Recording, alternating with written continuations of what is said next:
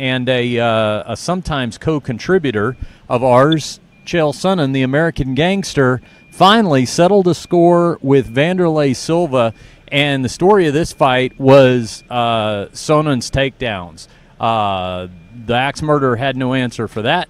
Sonnen took him down at will, held him there, and accumulated his points on the ground.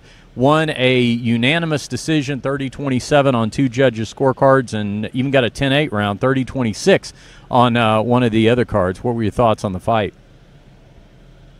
Yeah, I agree. I thought that it was awesome that Chael was able to go out there and do exactly what was necessary.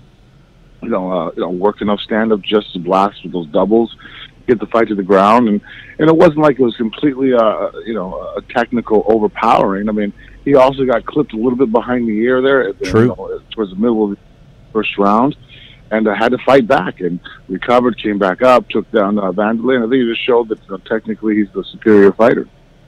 Yeah, Wanderlei was pretty frustrated at the end of the fight. I think he was hoping for a stand-up war, and definitely expressed his frustrations, maybe even a little too much so. There was a shove after the fight, and I think I saw at least one kind of after the bell shove getting up off the ground from Wanderlei. I don't know how proactive the State Athletic Commission is going to be on that, but we've seen that type of objection before from the stand-up fighter who says, "Oh, that sucks. The wrestler wasn't willing to stand and trade with me. He wasn't brave enough to do it. He just wanted to hold me down." But the answer to that always seems to be, well, whose fault is it if you can't stop the takedown? Yeah, absolutely. If you you want to do a stand-up fight, I've always thought that was funny when I hear stand-up guys go, "Well, just stand in front of me." I'm all, hey, they have shit for that. It's called boxing. Yeah. So kickboxing. No one's going to be shooting on you now. And if you want to stand there and bang with somebody, they'll stand there and bang with you too. Yeah, and, it was still cool from my perspective to see the fight, albeit however many years have passed now, 4 maybe, since these two were originally supposed to meet back in the UFC after they coached the Ultimate Fighter against each other, and then that fight got called off. It was still pretty cool to see him in there. I thought, particularly in the post-fight comments of Sonnen, as much, Frank, as we have seen Chael play that role before of the trash talker and the fight promoter and the hype guy, something about Chael Sonnen in this latter end of his career looks to me like he's even going more so that direction. I mean, it's like the post-fight promos now are unapologetically full-on pro wrestling. Yeah, I mean, he takes out almost even just like a really just promoter for the whole show. I think some of the fighters are going to have to start giving him a percentage of the purses for what he's able to do to help sell just not only himself, but he sells the card, he sells the other fighters, he brings attention. I mean, he's I think a promoter's wet dream. Yeah, I think so too. And even though it was a one-sided unanimous decision, I think because of some of the other outcomes that we saw on the card, and we'll talk about those as we go, but the fact that there were a lot of early finishes, there were in at least in one particular high-profile case, kind of a freak injury finish that was disappointing. I think it was kind of good that the card concluded on a war of attrition, that we did see 3 full quality rounds from the names at the top of the marquee, even though the contest wasn't close. You agree with that? I do. I think that, there's something to be said about fights that end fast. But I think, too, that the whole card kind of goes that way. Especially, we're not talking about, first or second or third round finishes, but, right, being choked out in 24 seconds in the first round.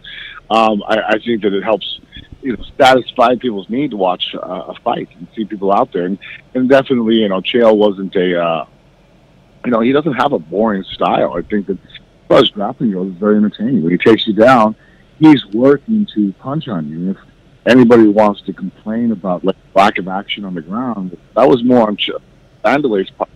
He held the box of the arm and guillotine there. no intent. Was basically just doing stall. Hey Frank, you're starting to break up. Can you hear me? Yeah. Okay. Go back, rewind 30 seconds, because I kind of lost the last half minute or so of what you were saying. No, I'm just saying that that Chael has a very entertaining style of grappling, and I think that if you watch the fight, when he gets the takedown, he's working to ground and pound, go for submissions. He's very active on the ground. If anybody wants to complain about the fight, losing a little activity on the ground, it really was in Wanderlei Silva's court. He locked the front headlock or guillotine there in the second round, and basically had no intentions of trying to finish it. He just was looking up at the referee and trying to take deep breaths and recover, and was trying to stall in the area that Chael was good at. So, I mean, it's a strategy. I mean, it's part of the fight game, but you can't complain about it. Those are the rules there are. Well, the question now becomes, in the case of Chael Sonnen, who he fights next. Tito Ortiz was cage side, and it kind of looked like in the wake of the Sonnen victory that they were setting up for an Ortiz call-out. Of course, Sonnen lost to Ortiz via submission just a few months ago, but the possibility of that rematch is one option on the table. Then some were saying, well, do you do Wanderlei again? I don't know. The fight certainly wasn't very close, but the two of them could probably resurrect the trash talk enough to build hype for a second fight, maybe.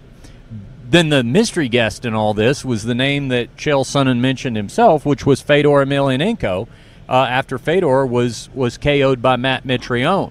Now, he was asked about that in the post-fight press conference, and Fedor said, well, we're in different weight classes. I guess if Chael cut absolutely no weight, he could come in as the very lightest of heavyweights, perhaps. But what do you think about those three options? What's appealing to you, if any of them, for Chael? Well, I think that Wanderlei missed an opportunity to really showcase the fact that he wants a second fight, because even though that I think that it'd be interesting watching rounds 4, 5, and 6 with him, and that Wanderlei still hits hard. You saw an example of him glancing the shot off of Chael. That he's always very much in the fight if he can get to his feet. But he doesn't sell the fight. He did no promotional work. He's not willing to fly out of his hometown. He'll sell the fight. It doesn't work. And as a promoter, you realize that the fighters have to do their share of the labor, to get eyes on your event, to help sell pay-per-view buys. And so Wanderlei did not do his share of any work. He showed up to the fight because that's his strength, but that just wasn't enough, in my opinion. I think that you have someone like Chael Sonnen, you have to give him someone on the other side. So out of those three options, I think Tito Ortiz coming out of retirement, some of the banter and the shit talking that was going on outside the cage during and after the fight, I think makes huge sense. I think that that's the one that will, I think the first one ended very controversially, like did Tito tap, did he not, he caught Chael, I think the second one would garner a lot of attention, especially with knowing that Tito is a consummate businessman that fucking sells the fight. He's going to show up at the press conference. He's going to be there. He's not going to make excuses or use his phone in the bathroom, halfway around the world. And so, and then the talk about the Fedor fight, the only problem I have with that is, can Chael really sell that fight? I mean, I know that Fedor, still draws people's attention. And I think that as far as if they walk in the fight together, once you start the fight, I find it interesting. I think that, obviously, Fedor was a very small heavyweight. He's made light heavyweight before. He fought Dan Henderson in the past. Yeah. So, I mean, I think that a catch weight of 230, Chael walks around about that, I think is not a stretch of the imagination. It's leading up to the fight. I think again it'd be a situation where it would be completely on the shoulders of Chael to try to bring attention and sell it. The level, maybe Fedor doesn't have to do much anyways. I mean, he's what's the role he has of sports? Head of sport there. Minister of sport, I think it is, over in Russia. There you go. Yeah. Yeah, so I mean, I'm sure as long as you put Fedor on the card, you're going to have a bunch of Russian views So I mean, I like both those options. I think, I guess, again, going back and reiterating, the weakest one of them is a rematch with Wanderlei, which really Wanderlei only has to blame himself. I mean, now he's sitting there and say, okay, the fight's a fight, the sport, it's over with, and now, you know, you collect your money, and you could have collected more. This was a pay-per-view event. Had you put a little bit more effort towards it, you know, now people are more aware of watching this fight. Yeah, I think that of the three, the most obvious outcome of another fight is probably going to be a rematch with Wanderlei, simply because of the clash of styles, and Sonnen's no dummy. He's gonna do what worked for him the second time just as well as he did the first. So I agree. I kind of take that one off the table first. The Fedor fight, you know, you're right. I mean, Fedor just never really says much of anything anyway, and so he's not going to naturally be your guy to promote the fight, and maybe even, you know, more problematic than having Wanderlei not show up to do a lot of publicity. Fedor will show up, but there's not a lot of reason to be mad at him or to hate him, you know. And he's probably, he smiles. He looks like someone's teddy bear. It's like it's like your uncle that showed up at Christmas, got a quiet, nice guy. I mean, I don't think I've ever met anybody that dislikes Fedor. Yeah, I mean, like, honestly, like, have you ever met anybody who goes, yeah, you know, that guy, he's a dick? No. You know, I mean, I don't think I've ever heard that sentence put together in any seriousness. No, and it would probably also make that a little more difficult for Chael to sell with any sort of convincing manner, because it would probably make it pretty obvious that he was, you know, he was marketing a gimmick. Now, Tito, that one makes sense, because you're right. There was a controversial outcome in the first fight.